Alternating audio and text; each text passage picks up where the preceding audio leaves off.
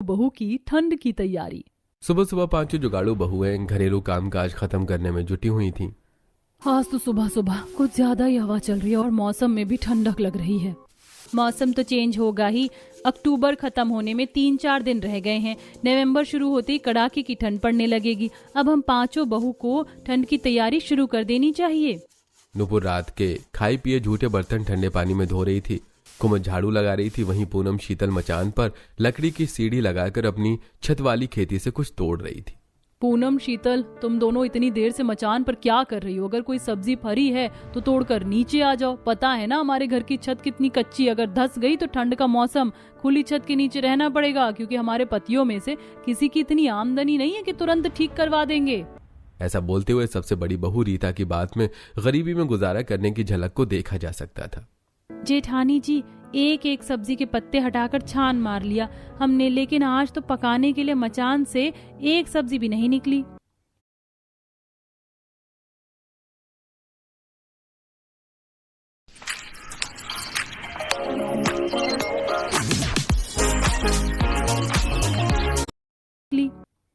बगैर सब्जी के कैसे खाना पीना बनेगा? कोई बात नहीं जेठानी जी, एक दिन बनाने के लिए बाहर से सब्जी खरीद कर मंगवा लेंगे, परेशान मत होइए। नुपुर, रेडी वाले तो सब्जियां सोने के भाव में बेचते हैं। 1 से 2 टाइम की सब्जी भी अगर हम बाहर खरीद कर खाएंगे तो खर्चे के पैसे उसी में लग जाएंगे। फिर पकाने के लिए राशन, दाल, तेल, मसाले कहाँ से आएंगे? पता नहीं हमारे ससुराल के हालात कब तक खराब रहेंगे। हमारे पतियों की कम आमदनी के चलते हम बहुओं को पूरे महीने खर्च चलाने में इतना हाथ खींच कर चलाना पड़ता है। ना तो हम अच्छी तरह से खाना पीना कर पाते हैं और ना तो रहने के लिए हमारे सर पर पक्की छत है। वही तो, गर्मी के मौसम में तो किसी तरह अंदर बाहर सोकर गुजारा कर लेते हैं, लेकिन इस कच्ची झोपड़ी में कड़कड़ाती ठंड में बुरी हालत हो जाती। पूरी सर्दियां कपकपाते हुए कटती हैं। से 1 साल के अंदर तो हमारी झोपड़ी और भी ज्यादा खराब हो गई, जगह जगह से घुस गई है। दीवार और जमीन में इतने गड्ढे लगा दिए हैं कि ठंडी ठंडी हवा सीधे घर के अंदर घुसेगी। इस ठंड के मौसम का हमको भी जुगाड़ लगाना पड़ेगा। तभी शीतल ढेर सारे सीताफल के पत्ते तोड़कर लकड़ी की सीढ़ियों से छत वाली खेती से नीचे आती हैं। देखो, हमने जो अपनी छत वाली खेती लगा रखी है उस पर सीताफल की बेल चढ़ गई है। हाँ, मगर देवरानी जी, ये जेठ वाली सीताफल है। हमारी पड़ोसन चंपा है, उसने हम पांचों की देखा देखी अपनी छत पर सीताफल की बेल लगाई थी।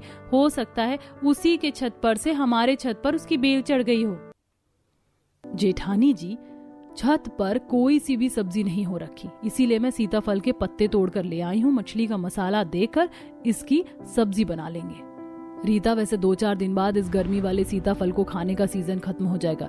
इस बार हम भी अपने छत पर सर्दी के सीजन वाले सीताफल लगाएंगे। जितनी स्वाद ठंड वाली सीताफल की सब्जी बनती है, उससे कहीं ज्यादा स्वाद उसके पत्तों का साग बनता है। पांचों जुगाड़ू बहुएं ठंड के मौसम पर बात कर ही रही होती हैं कि तभी कलावती घर से निकल कर आती है। अरे बहुओं, तुम पांचों ने अभी तक चूल्हा चौखट लीपा नहीं क्या? चाय रख दो जल्दी से, राकेश संतोष को चक्कर मारने जाना है। वो माँ जी, अभी धूप नहीं हो रखी थी, इसलिए सोचा थोड़ी धूप हो जाएगी तो चौखट चूल्हा लीप पोत दूंगी। बस अभी झटपट से चूल्हा लीप कर चाय बनाती हूँ। इतना बोलकर रीता अपने खुले आंगन वाली रसोई में चूल्हा लीपने जाती है और देखती है कि उसके चलते चूल्हा भीगा हुआ था। हे भगवान, ये चूल्हा तो बिल्कुल भीग कर तर है। लगता है रात में बारिश हुई है। बहु, सावन भादो का मौसम थोड़ी लगा है जो बरखा बूंदी होगी। रात में ओस गिरी होगी, ठंड शुरू होने को है। अब चूल्हा ऐसे खुला मत छोड़ना, पन्नी से तोप देना। जी माँ जी, अब से रात में खाना बनाने के बाद चूल्हा ढक देंगे। बाकी चूल्हे की तो तीनों अचकन टूट गई हैं, खाना कैसे बनाऊं? चूल्हे की अचकन ओस से खराब होने के चलते रीता खाना पीना कैसे करेगी ये सोचकर परेशान हो जाती है। तभी कुमुद को जुगाड़ आता है और आंगन में रखे ईंट के ढेर में से 4 ईंट का चूल्हा बना देती है।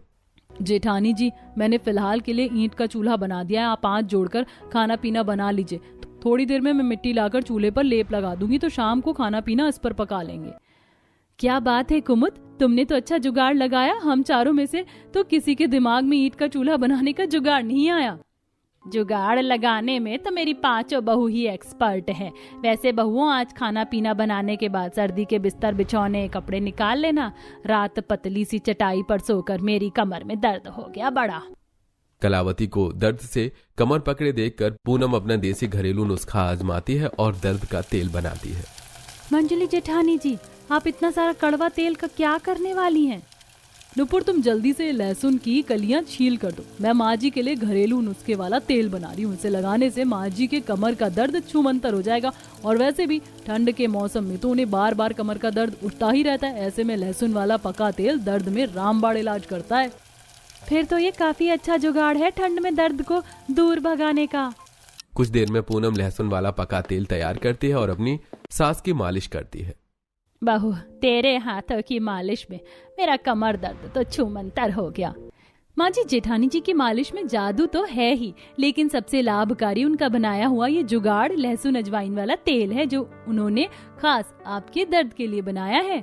माँ जी, इस लहसुन अजवाइन के तेल से पुराना शरीर का दर्द भी खत्म हो जाता। हमारे गांव में एक चंपा दादी थी, वही घरेलू नुस्खे से ये तेल तैयार करती थी, तो मैं उनसे ही बनाना सीखी थी। तभी तो मैं सोचूं इतनी जल्दी से मेरा दर्द गायब कैसे हो गया। पूनम बहू, अब तो तू मेरे लिए ये लहसुन वाला पक्का तेल बनाकर रख देना, क्योंकि हर साल ठंड के मौसम में मुझको कमर दर्द, जोड़ों का दर्द तो उठता ही रहता है। तो ये तेल की मालिश करवा लूंगी, ऐसे दर्द की दवाई खाने से बच जाऊंगी। जी माँ जी, मैं बना दूंगी। कुछ देर में पांचों मिलजुल कर खाना बनाती हैं। तभी शीतल साग बनाते हुए कहती है, वैसे सीताफल के पत्तों के साग से कितनी अच्छी खुशबू आ रही है। आज खाने में कुछ अलग सा स्वाद है। तुमने बिल्कुल ठीक कहा देवरानी जी। वैसे भी डेली तो हमारे घर में ज्यादातर दाल सब्जी बनती है। वैसे भी ठंड के मौसम में तो सब्जियों से ज्यादा साग खाने में ही स्वाद लगता है। अब की बार हम फसल की कटाई के लिए चलेंगे ना, तो खूब सारा बथुआ और सरसों तोड़ कर ले आएंगे और अच्छे तरीके से साग बनाएंगे। कुछ ही देर में खाना तैयार करके अब उन्होंने सभी को खाना परोसा। ये सीताफल का साग किसने बनाया है? अजी, बनाया तो मैंने ही है संतोष जी। अच्छा नहीं बना क्या?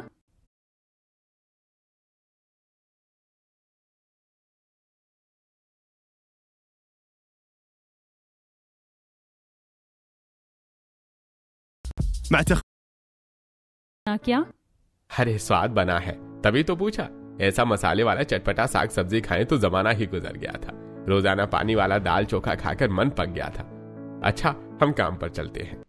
जैसे पांचों भाई काम पर जाने के लिए तैयार हुए, तभी गोलू संतोष से कहता है, पापा, मेरे स्कूल का स्वेटर और जर्सी कब ला कर दोगे? इस हफ्ते से टीचर ने सभी बच्चों को स्वेटर डालकर आने को कहा है। गोलू बेटा, तुम चिंता मत करो, पापा जल्दी स्वेटर खरीद कर ला देंगे। शीतल, गोलू का घर वाला कोई पुराना स्वेटर पड़ा हो तो निकाल देना। इस महीने काम धंधा बहुत ही मंदा निकला हुआ है, हाथ भी खींचा है। आज 4 दिन के बाद जाकर चक्कर छोड़ने का काम मिला है, वो भी 300 रुपए की दिहाड़ी। अजी, मैं समझ रही हूँ, पर गोलू का तो हमने इसी साल दाखिला करवाया है। घर का स्वेटर पहनकर स्कूल में भेजूंगी तो टीचर उसे कक्षा में बैठने भी नहीं देंगी। बाकी अभी ठंड तो कुछ खास है नहीं, तो आप 2-4 दिन में खरीद दीजिएगा। चलो ठीक है, मैं देखता हूँ। उनके जाने के बाद पांचों जुगाड़ू बहुएं बांस वाली टोकरी उठाती हैं और जंगल जाने की तैयारी करती हैं। घर का बाकी बचा काम हम आने के बाद निपटा लेंगे। पहले जंगल चलकर वहां से गोबर बीन कर ले आते हैं। हमें अभी से ही ठंड भर चूल्हा जलाने के लिए उपले पात कर सुखा कर रखने पड़ेंगे, क्योंकि ठंड में तो धूप भी एकदम हल्की मुरझाई सी निकलती है। उपले सूखने में 4-5 दिन निकल जाते हैं और खरीदने जाओ तो 10 रुपए के 10 ही मिलते हैं, जो कि हमारे परिवार में एक टाइम भी नहीं चल पाता। तुम बिल्कुल सही कह रही हो, हमें ठंड की तैयारी अभी से करनी होगी। तब पांचों कुछ ही देर में जंगल पहुंच जाती हैं, जहां बदलते मौसम की झलक पेड़ों से झरझर कर गिर रहे पत्तों में से झलक रही थी। पूरा का पूरा जंगल सूखे पत्तों से ढका हुआ था। महुआ के पेड़ पर बालियां लगनी शुरू हुई थीं। पेड़ों पर नए नए पत्ते की पंचकियां खिल रही थीं। कोयल की कूक और पपीहे की पीक चढ़ते ठंड के मौसम का पैगाम सुना रही थी। जेठानी जी देखिए, कोयल रानी भी ठंड के मौसम के बारे में हमें खबर दे रही हैं। देवरानी जी, ये तो कोयल रानी का काम है, बदलते मौसम का पैगाम हर तरफ हर किसी को बांटना। चलो अब जल्दी जल्दी से इन सूखे पत्तों को इकट्ठा कर लो। पर जेठानी जी, इन पत्तों का क्या करेंगे? अरे इतने सूखे सूखे करारे पत्ते हैं, इसे झोंक कर खाना बना लेंगे। पता है, इसकी आंच धाए धाए लहकती है और उपले भूसी की तुलना में कम धुआं करती हैं। सच में मंजली जेठानी जी, फिर तो मैं सारे के सारे झड़े पत्ते बटोर लेती हूँ। नूपुर और कुमुद जंगल में गिरे उन सारे के सारे सूखे सूखे पत्तों को बटोर बटोर कर अपनी बांस वाली टोकरी में रखने लगती हैं। तभी कुछ मोतियों जैसे ताजा ताजा दाने वाले महुआ चू कर गिरते हैं, जिसे देखकर पूनम उसकी परख करती है। ये क्या चीज है? देखने में तो कितनी सुंदर दूधिया रंग की है, पर इसकी महक अलग सी है। जेठानी जी देखिए तो जरा, ये क्या चीज है? पूनम जब उसे रीता को दिखाती है तो सालों पुरानी खाई महुआ की रोटी की याद ताजा हो जाती है। महुआ देखकर रीता के चेहरे पर मुस्कुराहट सी भर आई। ये तो महुआ है, पर देवरानी जी इतने घने जंगल में तुम ये महुआ कहाँ से मिल गया? पता है मेरे मायके में महुआ के काफी सारे पेड़ थे। इनकी तासीर गर्म होती है और ये काफी ताकत की चीज है। हमारे घर में तो ज्यादातर ठंड के मौसम में महुआ की रोटी बनती थी, खाने में काफी स्वाद लगती थी। फिर तो आपको भी महुआ की रोटी बनानी आती होगी ना जेठानी जी? कैसे बनती है इसकी रोटी? देवरानी जी, महुआ की रोटी बनाना कठिन नहीं है, काफी आसान है। बस इसे पहले धूप में अच्छे से सुखाना पड़ता है, फिर इसको ओखली में अच्छे से कूटना पड़ता है, तब जाकर चक्की में दरकर इसकी रोटी बनती है और खाने में मीठे स्वाद की बनती है, एकदम अमृत जितनी। फिर तो हम इस महुआ को चुनकर अपने साथ घर ले चलते हैं, धूप में सूखने के लिए डाल देंगे और ठंड के मौसम में इस बार हम भी इसकी मीठी रोटी का स्वाद चखेंगे। देखो, वैसे तो काफी सारे महुआ चू रखे हैं, चलो इसे ले लेते हैं। अब रीता पूनम मिलकर जंगल के जमीन पर गिरे उन ताजा ताजा महुआ को चुनने लगती हैं, जो कि जंगल के काफी दूर दूर तक हिस्से में चू चुके गिरे हुए थे। वहीं नूपुर और कुमुद सूखे पत्तों को बटोर लेती है और वहीं शीतल गोबर की तलाश में जंगल के घने हिस्से में चली जाती है, जहां गाय बछड़े घास चर रही थी। सुंदर सुंदर सफेद से खरगोश घूम रहे थे। गिलहरियां ऊंचे ऊंचे जंगली फल वाले पेड़ों पर उछल कूद मचा रही थी और उनमें से कुछ फलों को काट काट कर नीचे गिरा रही थी।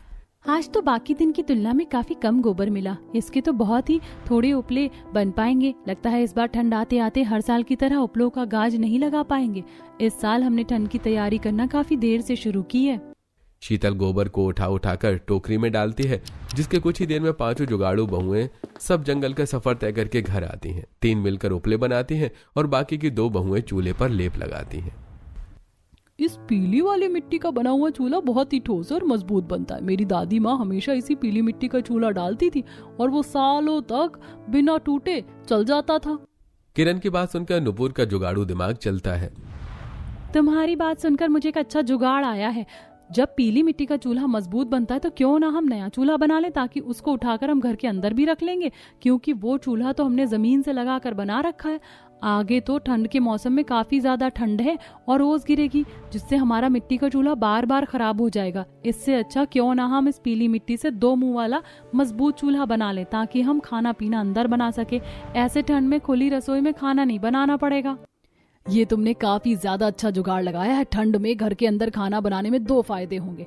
हम भी ठंड से बच सकेंगे और हमारी कच्ची झोपड़ी में थोड़ी गर्माहट भी बनी रहेगी। अब दोनों बहुएं आंगन वाले चूल्हे पर मिट्टी लगाना छोड़कर ठंड के मौसम को देखकर 2 मुंह वाला नया मजबूत चूल्हा बनाकर धूप में सूखने के लिए रख देती हैं। शीतल, गोबर में थोड़ा ज्यादा भूसा लगाओ, वरना उपले दीवार पर पाथने में दिक्कत होगी। जेठानी जी, भूसा भी तो इतना महंगा आने लगा है, इसीलिए मैं कम लगा रही हूँ ताकि खत्म ना हो जाए। चिंता मत करो, अभी फसल की कटाई होगी ना, खेत में से फसल का भूसा ले आएंगे, उपले बनाने का जुगाड़ हो जाएगा। 5 बहुओं ने लगभग ठंड की तैयारी शुरू कर दी थी। अब इसी तरह से थोड़े दिन बीत जाते हैं और अब ठंड बढ़ जाती है। दिन रात ठंडी ठंडी हवा चलने लगती है। शुगर पेशेंट की सबसे बड़ी गलती कैप्सूल में है। और नेहा की बच्ची, सारा का सारा चादर तूने अकेले ओढ़ रखा है, मुझको भी तो ठंड लग रही है। राजू लड़ते हुए चादर अपनी तरफ खींच लेता है, जिस पर अंजू के ऊपर से चादर बिल्कुल हट जाती है। ओए राजू, चल मेरा चादर मुझको वापस कर, तू जाकर दूसरा चादर ओढ़। ऐसा बोलते हुए अंजू चादर खींचकर अपनी तरफ दबा लेती है, जिससे राजू बिना चादर के ठंड में कपकपाने लगता है। वहीं कमरे की खिड़की, जहां का दरवाजा टूटा पड़ा था, वहां से बर्फ जितनी ठंडी हवा सीधे घर के अंदर घुस रही थी, जिससे सभी की हालत खराब हो रही थी। तभी राकेश थरथराते हुए ओढ़ने के लिए बिस्तर मांगता है। अरे घर में ओढ़ने के लिए बिस्तर नहीं है, ठंड के मारे कुल्फी जम रही है। ऐसे सोकर मेरे तो हाथ पैर बिल्कुल ठंडे पड़े हुए हैं। अरे मैंने तो इन लुगाइयों को कितने दिन पहले का बिस्तर रजाई निकालने को कहा था, लेकिन किसी के कान पर जूं नहीं रेंगा। ठंड का मौसम खत्म हो जाएगा तब जाकर बिस्तर निकलेगा इनका। सभी को बिना बिस्तर रजाई के ठंड में एक पतली सी चटाई पर सोते देखकर कलावती 5 को भर भर के डांट लगाती है। फिर भी 5 चुप करके सुन जाती है। बस आज के लिए आप सभी गुजारा कर लीजिए, कल हम बिस्तर निकाल देंगे। सारा बिस्तर छज्जे पर बांध कर रखा है। अरे छज्जे पर क्या बिस्तर अचार डालने के लिए रखा गया है? ठंड तो अभी लग रही है। तो सभी को ठंड में कांपते देखकर रीता बिस्तर में उठकर बैठ जाती है। बगैर को छोड़े हुए आज की रात नहीं कटने वाली, क्योंकि ठंड ज्यादा हो रही है। पर जेठानी जी बिस्तर उतारेंगे भी कैसे? छज्जे पर धूल मिट्टी हो रखी है और सब एक लाइन से सो रहे हैं, किसी की आंखों में धूल मिट्टी ना चली जाए। तभी रीता कोने में जूट वाली ढेर सारी बोरी रखी हुई देखती है, जिससे उसके जुगाड़ू दिमाग की बत्ती जलती है। मिल गया जुगाड़। अब बिना बिस्तर निकाले मोटा बिस्तर कर देंगे। अजी आप सब लोग बस कुछ देर के लिए उठ जाइए। सभी बिस्तर से उठकर एक लाइन से खड़े हो जाते हैं। बड़ी बहू ने उन सारी जूट वाली बोरी की एक पर एक जमीन पर बिछाकर गद्देदार बना दिया, ऊपर से चादर डाल दिया। सब एक लाइन में सो गए और बिना चादर ओढ़कर भी सभी के शरीर में गर्माहट सी आ गई। अरे वाह, ये बिस्तर कितना नरम और मुलायम है ना गोलू? हाँ नेहा दीदी, मुझको तो इस बोरी बिस्तर पर सोने में बड़ा मजा आ रहा है। ये चटाई वाले बिस्तर की तरह चुप भी नहीं रही और गर्माहट भी कर रहा है। क्या बात है बड़ी जेठानी जी, आपने तो बिना बिस्तर निकाले ठंड में सोने का अच्छा जुगाड़ लगा लिया। अभी के लिए तो जुगाड़ लगा लिया, लेकिन कल हम याद से सबसे पहले बिस्तर निकाल लेंगे। इसी तरह अगला दिन होता है। कुमुद छज्जे पर रखे सारे बिस्तर की बोरी को उतारती है। तभी छज्जे के ऊपर से कुछ छोटे छोटे चूहे निकलकर भागते हैं, जिसे देखकर कुमुद चौंक गई। हे भगवान, ये छज्जे के ऊपर चूहा कहाँ से चढ़ गया? कहीं कपड़े बिस्तर तो नहीं काट दिया? तभी नुपुर रजाई वाले कट्टे को देखती है, जिसे चूहे ने जगह जगह से कुतर रखा था और उसमें से रुई बाहर निकल रही थी। कुमुद, चूहे ने तो इस रजाई का काम तमाम कर दिया। अब ठंड में क्या ओढ़ेंगे? चूहे के रजाई काट देने पर कलावती पांचों के ऊपर कुरकुराने लगती है। इसीलिए कहती हूँ हर कुछ दिन पर छज्जे के ऊपर क्या रखा है क्या नहीं ये देख लिया करो। पक्का घर तो है नहीं जो चूहा नहीं आएगा। कच्चा मकान है, चूहा तो आएगा ही। किसी तरह इस पतली रजाई में ठंड तो कट रही थी, अब क्या ओढ़ेंगे? तभी गली में रजाई बेचने वाला आता है, जिसके पास महंगी महंगी नरम मुलायम रजाइयां बिक रही थी। कपास की, रुई की रजाई भरवा लो भाई, भरवा लो। ठंड की रजाई भरवा लो जी, नरम मुलायम रजाई भरवा लो। रजाई वाले को आया देखकर चारों बच्चे दरवाजे पर खड़े होकर आंखें जमा जमा कर देखने लगते हैं। अरे वाह, कितनी सुंदर सुंदर कलर की रजाई बिक रही है। चलो हम भी दादी को बोलते हैं न्यू रजाई लेने को। गोलू सीधा कलावती के पास आकर रजाई खरीदने को कहता है। दादी दादी, रजाई बेचने वाले अंकल आए हैं, आप भी रजाई ले लो ना, फिर हम भी रजाई में मस्त होकर सोएंगे। अरे मेरे लाडले, अगर दादी के पास पैसे होते तो कब का रजाई भरवा दिया होता। सारा जीवन तो गरीबी देखते देखते खाते कमाते कट गया। ऐसा कहते हुए कलावती की आंखें भर गईं। वहीं पड़ोसन ने ठंड के मौसम के लिए रजाइयां खरीद रही थी। जिसकी जितनी क्षमता थी सब उसी हिसाब से, कोई 2, कोई 4, कोई दर्जनों रजाई खरीद रहा था। ऐसे ही थोड़ा समय गुजर जाता है। वहीं बेचारी बहू का पूरा परिवार ठंड में कांपते कांपते पतले चादर में सोते हैं। एक सुबह नुपुर झाड़ू लगाते हुए शांति के घर के बाहर कुछ कपड़ों की गठरी रखी देखती है। तभी शांति अंदर से कुछ और पुरानी चादर वगैरह लेकर बाहर आती है। क्या बात है शांति आंटी, लगता है साफ सफाई चल रही है। और ये ठंड का मौसम आ गया ना, इसलिए पिछले साल के कपड़े छांट कर निकालें ताकि नए कपड़े रखने के लिए अलमारी में जगह बन जाए। कुछ पुरानी चादर और कपड़े हैं, दरी वाला आएगा तो ले जाएगा उठा के। चादर तो देखने में एकदम बढ़िया लग रही है। एक हमारे घर के हालात हैं, फटी चादर को भी जगह जगह से सिलकर उसे चलाते हैं और ये लोग नई की नई चादर बदल देते हैं। ऐसा बोलते हुए नुपुर का जुगाड़ू दिमाग चलता है। आंटी जी, अगर ये कपड़े आपके काम के नहीं है तो मुझे दे दीजिए, बदले में जो पैसे बनेंगे आप ले लीजिएगा। अरे अरे कलावती की बहू, तू भी कैसी बातें कर रही है? अगर तेरे इस्तेमाल लायक है तो तू इसे ही ले जा। धन्यवाद आंटी। नुपुर शांति के घर से निकले उन सारे चादर कपड़ों को अपने घर में ले आती है, जिसे देखकर कलावती टोकती है। बहू, एक तो पहले ही हमारा घर सामान से इतना भरा भरा सा है, तू पड़ोसन के घर से निकले कपड़े किस लिए लेकर आई है? माँ जी, मैं इन कपड़ों को कुछ बनाने के लिए मांग कर लाई हूँ, जब बना लूंगी तो दिखाऊंगी। बहू, अगर कपड़े मांग कर लाई है तो कुछ अच्छा ही जुगाड़ लगाएगी। देवरानी जी, तुम इन चादरों से क्या जुगाड़ लगाने वाली हो? जेठानी जी, इससे मैं रजाई बनाऊंगी। हमारे पास इतने पैसे तो है नहीं कि हम कपास की, रुई की रजाई भरवा सके, पर जुगाड़ लगाकर इन सूती कपड़े और चादर से रजाई बना सकते हैं। नुपुर चारों को रजाई बनाना सिखाती है। पहले वो कॉटन के कपड़ों की कतरन बनाती है और 2 बहू चादर को जोड़कर कवर बनाती हैं। जिसके बाद वो उसमें उन कपड़ों को भरकर मोटी मोटी सिलाई चलाती हैं और इस तरह 5 जुगाड़ू रजाई तैयार कर लेती हैं। कोई देखकर बोल ही नहीं सकता कि रजाई खरीदी हुई है। बिल्कुल रुई जितनी हल्की फाहे की रजाई बनाई है हमने। उसी दिन सभी ठंड में रजाई में सोते हैं, जो कि काफी गर्म कर रही थी। धीरे धीरे ठंड काफी ज्यादा बढ़ जाती है, जिसके चलते बहू का बनाया खाना थोड़ी देर में बर्फ के जितना ठंडा पड़ जाता है और बार बार खाना गर्म करने में खाने का स्वाद बिगड़ जाता है। अरे ये सब्जी में से जला सा स्वाद आ रहा है। आजकल तुम्हारा खाने में बिल्कुल स्वाद नहीं होता। अजी, बार बार खाना गर्म करने से बर्तन की सतह जल जाती, इसीलिए खाने का स्वाद बदल जाता है। अब हमारे पास खाना गर्म करने वाली मशीन भी तो नहीं है ना। तभी शीतल का जुगाड़ दिमाग चलता है और उसे याद आता है कि कैसे उसकी माँ ठंड के मौसम में जमीन के अंदर मिट्टी में भूसी की आग सुलगाकर खाने को गर्म रखने के लिए रखा करती थी। ये जुगाड़ तो मेरे दिमाग में था ही नहीं। जेठानी जी, आप चिंता मत कीजिए, कल से हमें बार बार खाना गर्म करने की आवश्यकता नहीं होगी।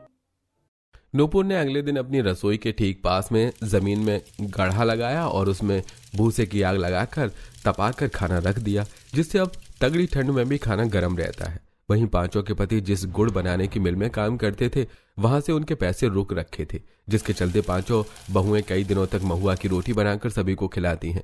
फिर एक दिन सुबह बाजार में जाकर सुंदर सुंदर कालीन, डोरमेट वगैरह बिकते देखती हैं। जेठानी जी देखिए ना, कितनी सुंदर सुंदर कालीन और डोरमेट बिक रही हैं, कितनी सुंदर लग रही हैं।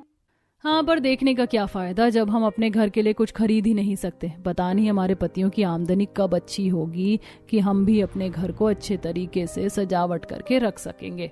तभी बाजार में थोड़ा आगे बढ़कर नूपुर कुछ जूट और घास टाइप के कालीन और पैरदानी बिकते देखती है, जिससे उसे जुगाड़ आता है। वहीं ठंड के बाजार में गुड़ के व्यंजन, गजक पट्टी, गुड़ पट्टी, मक्के के लावे वगैरह बिक रहे थे।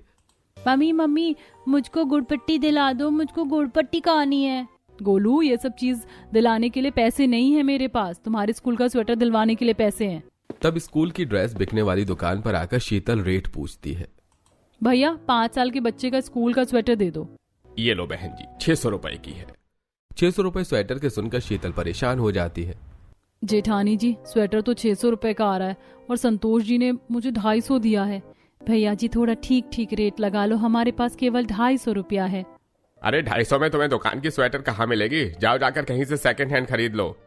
दुकानदार पांचों को नीचे दिखाकर दुकान से भगा देता है। कुछ दूरी पर शीतल तरह तरह के रंगों वाले ऊन बिकते देखती है, जो कि काफी सस्ते में बिक रही थी। खरीदो भैया, 100 रुपए में 5 ऊन के गोले और बनाओ ठंड के स्वेटर। इतने कम रेट में ऊन बिकते देखकर उनका जुगाड़ू दिमाग चलता है। इतने में तुम्हारे पूरे परिवार के लिए ठंड के स्वेटर बन जाएंगे, और ऊन के स्वेटर तो खरीद वाले स्वेटर से भी काफी ज्यादा गर्म करते हैं। अब 250 रुपए में शीतल ने तरह तरह के ऊन के गोले खरीद लिए और पांचों जुगाड़ू बहुएं अगले कुछ दिनों तक सभी के नाप के स्वेटर तैयार करती हैं, जिससे वो सास के लिए बटन वाले स्वेटर बनाती हैं, बच्चों के लिए दस्ताने, टोपी वगैरह बनाती हैं। पहली बार कोई स्वेटर पूरा आया है, वरना खरीदा हुआ स्वेटर तो हर बार मुझे छोटा ही पड़ जाता था। पांचों जुगाड़ू बहू का बनाया स्वेटर सभी को पसंद आता है। वहीं दिन रात घर के टूटे हिस्से में से ठंड घुसने के चलते अब पांचों जंगल से मिट्टी लाकर उन जगह को भर देती हैं। तभी एक दिन पार्वती उनको फसल कटाई के काम के लिए बोलकर जाती है। अरे कलावती की 5 बहू, मेरे खेत में थोड़े दिन कटाई का काम है, तुम पांचों कर दोगी क्या? बदले में जो बन पड़ेगा ले लेना। हाँ, क्यों नहीं काकी, हम कर देंगे। अगले ही दिन से पांचों कटाई करने के लिए खेत में आ जाती हैं और अगले 3-4 दिन में ही पूरे खेत की कटाई कर देती हैं। ये लो तुम पांचों के रोज के 500 के हिसाब से 2000 रुपए, बाकी ये भूसी और पूले जरा खेत में से साफ कर देना। काकी, अगर ये भूसी और पूले आपके काम के नहीं है तो हम ले जाएं? हाँ, क्यों नहीं, ले जाओ। वैसे भी मुझे तो अपना खेत खाली करना, क्योंकि ठंड के सीजन की सब्जी लगानी है। अब पांचों ऊन पुलों को बोझा बनाकर घर ले आती हैं। उसे छत पर लगाकर उसे पूरी तरह से ढक देती हैं, जिससे कि घर में हीटर की जितनी गर्माहट होने लगती है। ऐसे थोड़े दिन गुजर जाते हैं। फिर एक दिन उन पांचों के पति गुड़ की बोरी लेके आते हैं। अरे बेटा, आज तो तुम सबको तनख्वाह मिलने का दिन था, सेठ ने तनख्वाह नहीं दिया क्या? पांचों का उतरा हुआ चेहरा देखकर बहुएं समझ जाती हैं। क्या हुआ, इस बार भी सेठ ने पैसे देने में आनाकानी की है क्या? ठंड के चलते इस बार बाजार में गुड़ का रेट काफी गिर गया है, इसलिए सेठ ने हम पांचों भाइयों को गुड़ की बोरी दी है। लेकिन जब हम इसे बाजार में बेचने गए तो कहीं भी इसकी अच्छी कीमत नहीं मिल रही है। अब क्या करें, गरीब का कमाना हर तरफ से दूभर हो रहा है। तभी नूपुर के दिमाग में एक जुगाड़ आता है। तो क्या हुआ, इस गुड़ को हम इस्तेमाल करके ठंड का बाजार लगा सकते हैं। ठंड के बाजार में तो आजकल पट्टी, गजक, लड्डू वगैरह सबसे ज्यादा बिक रहे हैं, हम वो बनाकर बेच सकते हैं। नूपुर का ठंड का बाजार लगाने का ख्याल सभी को बहुत अच्छा और ज्यादा जच जाता है। अब पांचों बहुएं गुड़ के व्यंजन बनाना शुरू करती हैं, जिसमें उनके पति, सास, बच्चे सब कोई उनका हाथ बटाते हैं। 2 बहू बड़े बड़े हांडी में गुड़ पिघलाकर चाशनी बनाती हैं और बाकी कटाई से मिले हुए पैसों से एक बोरी भरकर मुरमुरा और मूंगफली वगैरह खरीद कर लाती हैं, जिससे वो काफी सारा मूंगफली, पट्टी, लाई, लड्डू बनाकर बाजार में बेचती हैं, जो कि काफी ज्यादा बिकती है। और वहीं घर की सजावट के लिए वो जूट की बोरी की तरह तरह की डिजाइन वाली डोरमेट और सुंदर सुंदर कालीन वगैरह बनाकर इस्तेमाल करती हैं, जिससे उनका घर भी देखने में अब काफी ज्यादा जचा जचा सा लगता है।